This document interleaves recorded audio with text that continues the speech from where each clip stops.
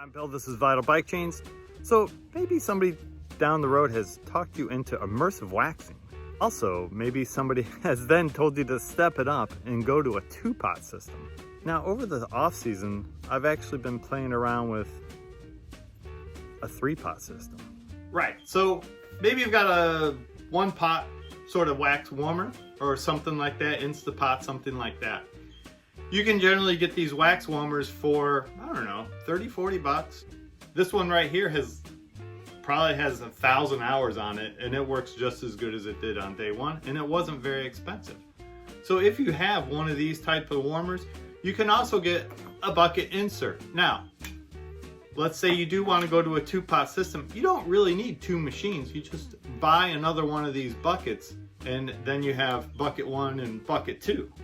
Now, you can also buy a larger machine that holds 2 buckets, and it's really not much more expensive than this single bucket style. Right, so you can buy one of these also very cheap. You can even label it like I did. And you can adjust the temperature individually if you want 2 different temperatures for bucket 1 and bucket 2, which is what I do. I said something about a 3-bucket system. So if you have one of these and you have one of those, well, now I have 3 buckets. So during the off season, I played around with, maybe this is a more optimal system. When I resurfaced chains, I was going with a 2-bucket system. Now, with the addition of some additives by Silka, I've actually decided to make that a 3-bucket system. So what am I doing with all these pots? Well, the first pot is a very sacrificial pot. Matter of fact, when I put the chain in pot number 1, I actually don't move it. And I boost the temperature to as high as it goes. Now, these style of warmers, whether it's this single style or sort of this more industrial looking style, even when these dials are maxed out, it still isn't too hot. If you have an Instapot or something made for cooking, you really need to be careful on what that high-end temperature is. But if you have one of these, for the most part, you can max this temperature out, and that tends to sort of melt off your previous treatment. And pot number 2 is where I really kind of want to swish and make sure I get out what was left on from pot 1. And I also do that at a relatively high temperature because I'm just moving on to pot 3.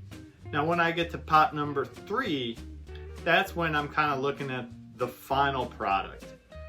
So pot number 1 and pot number 2 are just sort of base product. Matter of fact, pot number 1 comes from the shedding or articulating of the chains after I wax them. So yes, I do use the pot inserts. Some people go just directly into the warmer themselves. I like the inserts just for this reason, so that I can mix and match and move things around and not be tied in to having a certain wax take up the warmer. So if you're interested in using the inner bucket, there are silicone ones. I've never tried that. I use these metal ones. You can get them pretty cheap on Amazon, probably other places. So in summary, if you have a warmer like this, you can purchase 2 more of these pot inserts, and then you can bump yourself up to a 3-pot system. Well, thanks for checking out my video. I'll catch you next time.